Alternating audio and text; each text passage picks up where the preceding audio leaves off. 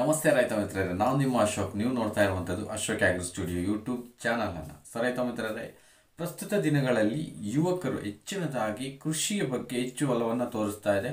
ತುಂಬ ಸಂತೋಷದಾಯಕವಾದಂತಹ ವಿಷಯ. ಕೃಷಿಯಲ್ಲಿ ಅಂದರೆ ಅವರು ಅದರಲ್ಲಿ ತೊಡಗಿಸ್ಕೊಳ್ತಾ ಇದ್ದಾರೆ, ತಮ್ಮನ್ನು ತಾವು ಆ ಒಂದು ಕೃಷಿ ರಂಗಕ್ಕೆ ತೊಡಗಿಸ್ಕೊಳ್ತಾ ಇದ್ದಾರೆ. ವೆರಿ ಇಂಟ್ರೆಸ್ಟಿಂಗ್, ತುಂಬಾ ಇಂಟ್ರೆಸ್ಟ್ ಆಗಿರ್ತಕ್ಕಂಥದ್ದು. ಯಾಕೆ ಅಂತಂದರೆ ಪ್ರಸ್ತುತ ಸನ್ನಿವೇಶ ಕೆಲವೊಂದು ವರ್ಗಕ್ಕೆ ಮಾತ್ರ ಸೀಮಿತವಾದಂತಹ, ಅಂದರೆ ಯಾವುದೋ ಒಂದು ವರ್ಗಕ್ಕೆ ಮಾತ್ರ ಸೀಮಿತವಾದಂತಹ ಕೃಷಿ ಅನ್ನೋದು ಖಂಡಿತ ಪ್ರತಿಯೊಬ್ಬ ಯುವಕರು ಸಹ, ಅದರಲ್ಲೂ ಎಜುಕೇಟೆಡ್ ಯೂತ್ಸು ಯಾರೆಲ್ಲ ಇದ್ದಾರೆ ಅವರು ಕೃಷಿಗೆ, ಅಂದರೆ ಇದು ಒಂದು ಸೇವಾ ರಂಗ, ಇದು ಒಂದು ಸೇವಾ ವಲಯ ಅಂತ ಹೇಳ್ಬಿಟ್ಟು ಇದಕ್ಕೆ ಅಡಿಕ್ಟ್ ಆಗ್ತಿದ್ದಾರೆ. ಇದರಲ್ಲಿ ವಿಭಿನ್ನವಾದಂತಹ ಪ್ರಯೋಗಗಳನ್ನು ಮಾಡ್ತಿದ್ದಾರೆ. ತಮ್ಮದೇ ಆದಂತಹ ಹೊಸ ಹೊಸ ಆಲೋಚನೆಗಳ ಬಗ್ಗೆ ಸಹ ಒಂದು ಅಂದರೆ ಉನ್ನತ ಮಟ್ಟದಲ್ಲಿ ಆಲೋಚನೆ ಮಾಡಿ ಉತ್ತಮ ಆದಾಯ ಗಳಿಸಲಿಕ್ಕೆ ಕೃಷಿ, ನೆಮ್ಮದಿಗೆ ಕೃಷಿ ಅಂತ ಹೇಳ್ಬಿಟ್ಟು ತುಂಬಾ ಹೆಚ್ಚು ಜನರು ಇದರಲ್ಲಿ ಇನ್ವಾಲ್ವ್ ಆಗ್ತಿರತಕ್ಕಂಥದ್ದು ಒಳ್ಳೆ ವಿಚಾರ, ತುಂಬ ಸಂತೋಷವಾದಂತಹ ವಿಚಾರ. ಏನೆಲ್ಲ ಈ ಒಂದು ಹೊಸ ಹೊಸ ಆಲೋಚನೆಗಳು ಮಾಡ್ತಿದ್ದಾರೆ, ಹೊಸದಾಗಿ ಏನು ಅಡಿಕ್ಟ್ ಮಾಡ್ಕೊಳ್ತಾ ಇದ್ದಾರೆ ಅಂದರೆ ಅವ್ರು ಏನು ಅದರಲ್ಲಿ ತೊಡಗಿಸ್ಕೊಂಡು ಹೊಸದಾದಂತಹ ಉಪಾಯಗಳನ್ನು ಯಾವ ರೀತಿ ಇತರರಿಗೂ ಸಹ ಮಾದರಿ ಆಗ್ತಾ ಇದ್ದಾರೆ ಅನ್ನೋದನ್ನು ನಾನು ಈ ಒಂದು ವಿಡಿಯೋದಲ್ಲಿ ಹೇಳ್ತಾ ಹೋಗ್ತೀನಿ. ಮುಖ್ಯವಾಗಿ ನಮ್ಮ ಒಂದು ಯುವಕರು ಡೈರಿ ಫಾರ್ಮ್ಗೆ ಸಂಬಂಧಪಟ್ಟಂತೆ ಈಗ ಏನೆಲ್ಲ ನಮ್ಮ ಒಂದು ಹೊಸ ಹೊಸ ಆಲೋಚನೆಗಳನ್ನು ತಂದು ಹೊಸದಾಗಿ ಅವರಿಗೆ ಬೇಕಾದಂತಹ ರೀತಿಯಲ್ಲಿ ಮಾರ್ಪಾಡು ಮಾಡಿಕೊಂಡು ಡೈರಿಯನ್ನು ಮಾಡಿ ಅಧಿಕ ಹಾಲನ್ನು ಉತ್ಪಾದನೆ ಮಾಡ್ತಿದ್ದಾರೆ. ಇದರಲ್ಲಿ ಇನ್ನೂ ಸ್ವಲ್ಪ ವಿಭಿನ್ನವಾಗಿ ಆಲೋಚನೆ ಮಾಡುವಂತಹ ಯುವಕರು ಇದ್ದಾರೆ.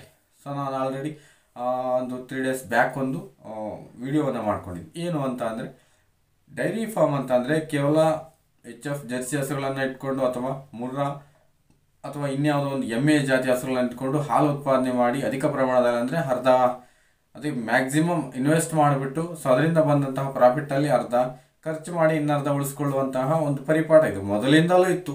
ಮೊದಲಿಂದಲೂ ನಡ್ಕೊಂಡು ಬರ್ತಾ ಇತ್ತು. ಈಗ ನಮಗೊಂದು 20,000-30,000 ಸಾವಿರ ಆದಾಯ ಬರ್ತಿದೆ ಅಂದರೆ ಕನಿಷ್ಠ 10,000-15,000 ಅಲ್ಲಿ ಖರ್ಚನ್ನು ಇನ್ವೆಸ್ಟ್ ಮಾಡಬೇಕಾಗಿತ್ತು. ರಿಮೈನಿಂಗ್ ಒಂದು 10,000-15,000 ನಾವು ತಗೊಳ್ತಾ ಇದ್ವಿ ಈ ರಿಟರ್ನ್ಸ್ ಆಗಿ, ಅಂದರೆ ಆದಾಯವಾಗಿ.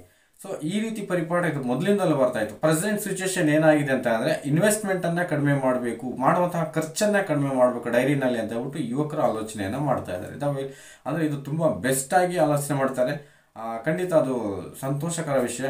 ಯಾವ ರೀತಿ ಆಲೋಚನೆ ಮಾಡ್ತಿದ್ದಾರೆ, ನಾವು ಲಾಸ್ಟ್ ಒಂದು ವಿಚಾರವನ್ನು ಮಾತಾಡಿದ್ವಿ. ಏನು ಅಂತ ಅಂದರೆ, ಕೇವಲ ಕರುಗಳನ್ನು ಸಾಕಾಣಿಕೆ ಮಾಡ್ತಕ್ಕಂಥದ್ದು, ಅಂದರೆ ಕಡಿಮೆ ರೇಟಲ್ಲಿ ಕರುಗಳನ್ನು ತರತಕ್ಕಂಥದ್ದು, ಮತ್ತು ಅದನ್ನು ಸೆಮೆನ್ ಕೊಡಿಸ್ಬಿಟ್ಟು ಒಂದು ಕರು ಹಾಕುವಂತಕ್ಕೆ, ಗರ್ಭ ಧರಿಸಿ ಕರು ಹಾಕುವಂತಕ್ಕೆ ತಂದು ಅದನ್ನು ಮಾರಾಟ ಮಾಡ್ತಕ್ಕಂಥದ್ದು. ಇದರಲ್ಲಿ ಸಹ ಉತ್ತಮವಾದಂಥ ಆದಾಯ ಇದೆ. ಇದರ ರೀತಿಯಲ್ಲಿಯೇ ಸಹ ಈಗ ನಾವೇನು ಹಾಲಿಗೋಸ್ಕರ ಡೈರಿ ಫಾರ್ಮ್ ಮಾಡ್ತಾ ಇದ್ದೀವಿ, ಅದೇ ರೀತಿ ಡೈರಿ ಫಾರ್ಮನ್ನು ಮಾಂಸಕ್ಕೋಸ್ಕರ ಮಾಡುವಂಥವರು ಸಹ ಸುಮಾರು ಹೊರ ರಾಷ್ಟ್ರಗಳಲ್ಲಿ ಹೆಚ್ಚಿನಾಗಿ ಕಾಣ್ತೀವಿ. ಈಗ ಮೀಟ್ ಪರ್ಪಸ್ಸು ನಾವು ಡೈರಿ ಫಾರ್ಮನ್ನು ಮಾಡ್ತಿದ್ದೀವಿ, ಮಿಲ್ಕ್ ಪರ್ಪಸ್ಸು ಮಾಡ್ತಾ ಇದ್ದೀವಿ. ನಮ್ಮ ಇಂಡಿಯಾದಲ್ಲಿ ಏನಾದರೂ ಮಾಡ್ತಿದ್ದಾರಾ ಅಂತ ಅಂದರೆ ಕಡಿಮೆ, ರೇರು. ಬಟ್ ಅದನ್ನು ಡೆವಲಪ್ ಮಾಡ್ತಾ ಹೋದರೆ ಖಂಡಿತ ತುಂಬಾ ಏನಿರುತ್ತೆ, ಲಾಭ ಅನ್ನೋದಿರುತ್ತೆ. ಅಂಥ ಒಂದು ಮಾದರಿಯಲ್ಲಿ ನಮ್ಮ ಒಂದು ಇಂಡಿಯಾದಲ್ಲಿ ಮಾಡುವಂತಹ ಒಂದು ಫಾರಮ್ ಬಗ್ಗೆ ಒಂದು ಮಾಹಿತಿಯನ್ನು ನಿಮ್ಗೆ ಕೊಡಲಿಕ್ಕೆ ಈ ಒಂದು ವಿಡಿಯೋ ಮಾಡ್ತಾ ಇದ್ದೀನಿ. ಏನು ಅಂತ ಅಂದರೆ, ಎಮ್ಮೆ ಕೋಣಗಳ ಫಾರಮ್, ಎಮ್ಮೆ ಕೋಣಗಳನ್ನು ಸಾಕಾಣಿಕೆ ಮಾಡಿ ಕಡಿಮೆ ವೆಚ್ಚವನ್ನು, ಅಲ್ಲಿ ಏನಿಲ್ಲ ಏನು ಒಂದು ಕೋಣಗಳಿಗೆ, ಅಂದರೆ ಕೋಣದ ಮರಿಗಳಿಗೆ ನೀವೇನು ಇನ್ವೆಸ್ಟ್ ಮಾಡ್ತೀರೋ ಅದೇ ವೆಚ್ಚ. ರಿಮೈನಿಂಗ್ ನಿಮ್ಗೆಲ್ಲನೂ ಸಹ ಕಡಿಮೆ ಇದರಲ್ಲಿ ನಡೆದೋಗುತ್ತೆ. ಕೋಣಗಳ ಫಾರಮ್ ಮಾಡಿ ಮಾಂಸಕ್ಕಾಗಿ, ಅಂದರೆ ಅವುಗಳನ್ನು ದೇಹವನ್ನು ಸದೃಢಗೊಳಿಸೋ, ಅಂದರೆ ತುಂಬ ಉತ್ತಮವಾದ ವೆಯ್ಟ್ ಬರುವಂತಹ ಮಾಂಸ ಬೆಳೆಯುವಂತಹ ರೀತಿ ಅವುಗಳಿಗೆ ಆಹಾರವನ್ನು ಕೊಟ್ಟು ಅವುಗಳನ್ನು ಬೆಳವಣಿಗೆ ಮಾಡಿ ಅವುಗಳನ್ನು ಮತ್ತೆ ಮಾರಾಟ ಮಾಡ್ತಕ್ಕಂಥ ಫಾರಮ್ ಕೋಣಗಳ ಫಾರಮ್. ಈ ಕೋಣಗಳ ಫಾರಮನ್ನು ಮಾಡಿ ನಾವು ಏನೆಲ್ಲ, ಇಲ್ಲಿ ತೀರಾ ಕಡಿಮೆ, ಎವ್ರಿಥಿಂಗ್ ಪ್ರತಿಯೊಂದು ಕಡಿಮೆ. ನೀವು ಕೋಣಗಳಿಗೆ ಸಪ್ರೇಟ್ ಶೆಡ್ ಬೇಕಿಲ್ಲ, ಲಕ್ಷಾಂತರ ರೂಪಾಯಿ ಹಾಕ್ಬಿಟ್ಟು ಶೆಡ್ಡನ್ನು ಇನ್ವೆಸ್ಟ್ ಮಾಡಬೇಕಾಗಿಲ್ಲ. ನಿಮ್ಮ ಒಂದು ಖಾಲಿ ಸೆಟ್ಟಲ್ಲಿ ಇದು ಸುತ್ತ ನೀವು ಕಲ್ಲು ಬಂಡೆಗಳನ್ನು ನಿಲ್ಲಿಸ್ಬಿಟ್ಟು ಆ ಕಡೆ ಈ ಕಡೆ ಹೋಗ್ದಲ್ಲಿ ಬಂಡೆಗಳು ನಿಲ್ಲಿಸ್ಬಿಟ್ಟು ಒಳಕ್ಕೆ ಕೂಡ್ಬಿಟ್ರೆ ಸಾಕು.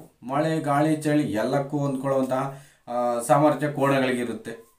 ಅದು ನಿಮಗೆ ಬೆಸ್ಟಾಗಿ, ಶೆಡ್ ವೇಸ್ಟ್ ಆಗೋದಿಲ್ಲ. ನಿಮಗೆ ಹಸಿ ಮೇವು, ಪ್ರೋಟೀನ್ ಮೇವೇ ಬೇಕು. ಹೊರಗಡೆ ಬಿಟ್ಕೊಂಡ್ರೆ ಎಲ್ಲ ಮೇವು ತಿನ್ನುತ್ತೀನಿ, ಪ್ರೋಟೀನು ಇರುತ್ತೆ, ವಿಟಮಿನ್ಸ್ ಇರುತ್ತೆ, ಮಿನರಲ್ಸ್ ಇರುತ್ತೆ. ಅಂದರೆ ಹೊರಗಡೆ ಮೇಯಿಸುವಂತಹ ಮೇವಲ್ಲಿ ನೀನು ಶೆಡ್ಡಲ್ಲಿ ಹಾಕ್ಬಿಟ್ಟು ಸೂಪರ್ ನೇಪಿಯರು, ಕೋ4, ಕೋ5, ಎಡ್ಸ್ಲೂಸನ್ನು ಇವೆಲ್ಲ ಕೊಡ್ತಾ ಹೋದರೆ ಈ ಕಾಸ್ಟ್ ಅನ್ನೋದು ಡಬಲ್ ಆಗ್ತಾ ಹೋಗುತ್ತೆ. ಇಲ್ಲಿ ಗ್ರೇಜಿಂಗಲ್ಲಿ ಝೀರೋ ಗ್ರೇಜಿಂಗು, ಝೀರೋ ಗ್ರೇಜ್. ನೀನು ಗ್ರೇಜಿಂಗ್ ಮಾಡಿಸ್ಕೊಬಂದರೆ ಖಂಡಿತ ಬೆಸ್ಟಾಗಿ ನಿನಗೆಲ್ಲನೂ ಕ್ಲಿಯರ್ ಆಗುತ್ತೆ, ಅಂದರೆ ಕಡಿಮೆ ಕಾಸ್ಟ್ ಆಗುತ್ತೆ. ಪ್ಲಸ್ ನೈಟ್ ಈವ್ನಿಂಗ್ ಅಥವಾ ರಾತ್ರಿ ಸಮಯದಲ್ಲಿ ನೀವು ಒಣಮೇವನ್ನು ಕೊಟ್ಬಿಟ್ರೆ ಸಾಕು.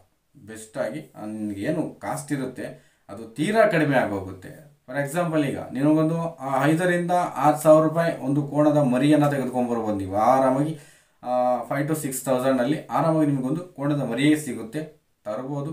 ಸೊ ಅದು ನೀನು ಕನಿಷ್ಠ 4 to 5 ತಿಂಗಳು, 4 to 5 months ನೀವೇನಾದರೂ ಒಳ್ಳೆ ಯುದ್ಧದಲ್ಲಿ ಸೊ ನಾವು ಇಲ್ಲ ಕೊಡ್ತೀವಿ, ನಾವು ದಾಣಿ ಮಿಶ್ರಣ ಕೊಡ್ತೀವಿ ಅಂದರೆ, ದಾಣಿ ಮಿಶ್ರಣ ಅಂದರೆ ನಿಮಗೆ ಕಂಪನಿ ಫೀಡ್ ಬೇಡ, ಸ್ವತಃ ನಿನಗೆ ಏನೆಲ್ಲ ದವಸ ಧಾನ್ಯಗಳು ಹೆಚ್ಚಿಂದಾಗಿದ್ದಾವೆ ಸೊ ಅದನ್ನು ನೀವು ಪೌಡರ್ ಮಾಡಿಸಿ, ಪೌಡರ್ ಫಾರ್ಮೇಷನಲ್ಲಿ ಅದಕ್ಕೆ ಇಂತಿಷ್ಟು ಪ್ರಮಾಣದಲ್ಲಿ ಬೇಕಾದಂಥ ಕೆಲವೊಂದು ಮಿನರಲ್ಸನ್ನು ಆ್ಯಡ್ ಮಾಡಿ ಕೊಡೋದ್ರಿಂದ ದೇಹದ ಒಂದು ಬೆಳವಣಿಗೆ ಫಾಸ್ಟಾಗಿ ನಡೆಯುತ್ತೆ, ಉತ್ತಮವಾಗಿರುತ್ತೆ.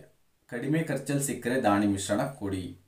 ಸಿಗಲಿಲ್ಲ ಅಂತ ಅಂದರೆ ನೋ ಪ್ರಾಬ್ಲಮ್, ನೀವು ಕೊಡುವಂತಹ ಮೇವಲ್ಲೇ ಸಿಗುತ್ತೆ, ಸ್ವಲ್ಪ ಲೇಟ್ ಆಗ್ಬೋದು ಅಷ್ಟೇ. ಫಾಸ್ಟಾಗಿ ನೀನು 4 to 5 months ನೀನು ಅದನ್ನು ಮಾರಾಟ ಮಾಡ್ತೀನಿ ಅಂತಂದರೆ ಖಂಡಿತ ಸೊ ನಿನಗೆ ಕಡಿಮೆ ರೇಟಲ್ಲಿ ಏನೇನು ಸಿಗುತ್ತೆ ಅನ್ನೆಲ್ಲ ತಂದು ಕೊಡಬಹುದು ಕೋಣಗಳಿಗೆ. ಸೊ ತಿಂದು ಒಳ್ಳೆ ರೀತಿಯಲ್ಲಿ ಬೆಳಕೆ ಮಾಡಿ ನೀವು 4 to 5 ತಿಂಗಳಲ್ಲಿ ಏನಾದರೂ ಮಾರಾಟ ಮಾಡಲಿಕ್ಕೆ ಸಿದ್ಧವಾಯಿತು ಅಂತಂದರೆ ಕನಿಷ್ಠ ನಿಮ್ಮ ಕೋಣಗಳು ಒಂದು 5,000 to 6,000 ಏನು ತಂದಿರ್ತೀರ ಆ ಕೋಣಗಳು ಕನಿಷ್ಠ 20,000, ಯಾವುದೇ ದೋಷವಿಲ್ಲದೆ 20,000 ಅಂದರೆ ಯಾವುದೇ ಮೋಸನೇ ಇಲ್ಲ, ಅದರಲ್ಲಿ 20,000 ಅಂತೂ ಖಂಡಿತ ಮಾರಾಟ ಮಾಡಬಹುದು 4 to 5 months ಒಂದು ಕೋಣದಿಂದ. ನೀವು ಒಂದೊಂದೇ ಮೇಯಿಸ್ಲಿಕ್ಕಲ್ಲ, ಇಲ್ಲಿ ಸುಮಾರು 10 to 15, 20 ಸಹ ಮೇಯಿಸುವಂತಹ ಒಂದು ಉದ್ಯಮ ಆಗಿರೋದ್ರಿಂದ ಸೊ ಒಂದು ಕೋಣದಿಂದ ಕನಿಷ್ಠ 5,000 to 10,000 ಲಾಭಾಂಶ ಅಂತೂ ಖಂಡಿತ ಇರುತ್ತೆ. ಸೊ ಇದನ್ನು ನೀವು ಮೇಯಿಸುವಂತಹ ಕೋಣದ ಸಂಖ್ಯೆಗಳಿಗೆ ನೀವು ಕನ್ವರ್ಟ್ ಮಾಡಿಕೊಂಡ್ರೆ ನಿಮ್ಗೆ ಎಷ್ಟು ಲಾಭ ಅನ್ನೋದನ್ನ ಖಂಡಿತ ನೀವು ಮಾಡ್ಕೋಬೋದು. ಸೊ ಡೈರಿ ಫಾರ್ಮ್ ಅಂತಂದರೆ ಕೇವಲ ಹಾಲಿಗೋಸ್ಕರ ಮೇಯಿಸ್ತಕ್ಕಂಥದ್ದಲ್ಲ, ಕೇವಲ ಹಾಲನ್ನು ಉತ್ಪಾದನೆ ಮಾಡಿ ಡೈರಿಗಳಿಗೆ ಅಥವಾ ಅನುಭೋಗಿಗಳಿಗೆ ಯಾರಿದ್ದಾರೆ ಗ್ರಾಹಕರಿಗೆ ಕೊಡ್ತಕ್ಕಂಥದ್ದು ಒಂದೇ ಡೈರಿ ಫಾರ್ಮ್ ಅಲ್ಲ. ಸೊ ಈ ವಿಧದಲ್ಲೂ ಸಹ ಆಲೋಚನೆಯನ್ನು ಮಾಡಿ, ಸೊ ಇಂಥ ರೀತಿಯಲ್ಲೂ ಸಹ ಆಲೋಚನೆ ಮಾಡಿ ಆದಾಯ ಗಳಿಸ್ತಕ್ಕಂಥದ್ದು. ಸೊ ಇದು ಸಹ ತುಂಬ ಉತ್ತಮ. ಅಂದರೆ ಇವತ್ತಿನ ಪ್ರೆಸೆಂಟ್ ಸಿಚುವೇಷನಲ್ಲಿ ಏನು ನಮ್ಮ ಯುವ ರೈತ ಮಿತ್ರರಿದ್ದಾರೆ ಈ ರೀತಿಯಾಗಿ ವಿಭಿನ್ನವಾಗಿ ಆಲೋಚಿಸಬೇಕು, ವಿಭಿನ್ನವಾಗಿ ಆದಾಯವನ್ನು ಗಳಿಸಬೇಕು ಅನ್ನೋದು ಮುಖ್ಯವಾಗಿ ಎಲ್ಲರೂ ಆಸೆ ಪಡ್ತಕ್ಕಂಥದ್ದು, ಎಲ್ಲರೂ ಸಹ ಇಷ್ಟಪಡ್ತಕ್ಕಂಥದ್ದು. ಸೊ ನೀವು ಸಹ ಈ ರೀತಿ ವಿಭಿನ್ನವಾಗಿ ಆಲೋಚನೆ ಮಾಡಿ ನಿಮ್ಮ ಡೈರಿ ಫಾರ್ಮ್ಗೆ ಸಂಬಂಧಪಟ್ಟಂತೆ ಅಲ್ಲದೆ ರಿಲೇಟಿವ್ ಆಗಿ ನೀವೇನಾದರೂ ಮಾಡಿ ಕೃಷಿ ಚಟುವಟಿಕೆಗಳಲ್ಲಿ ವಿಭಿನ್ನವಾಗಿ ಆಲೋಚನೆ ಮಾಡಿ ಆದಾಯದ ಮಾರ್ಗವನ್ನು ಕಂಡುಕೊಳ್ಳಿ ಅನ್ನೋದು ನಮ್ಮ ಒಂದು ಆಶಯ. ಖಂಡಿತ ನೀವು ಈ ರೀತಿ ಮಾಡ್ತೀರಾ ಅಂತ ಆಶಿಸ್ತಾ, ಸೊ ಹಾಗೆ ನಿಮ್ಗೆ ಏನಾದರೂ ಈ ವಿಡಿಯೋ ಇಷ್ಟ ಆಯಿತು ಅಂತ ಲೈಕ್ ಮಾಡಿ ಅಂತ ಹೇಳ್ತಾ ನಾನು ನಿಮ್ಮ ಅಶೋಕ್, ನಮಸ್ಕಾರಗಳೊಂದಿಗೆ.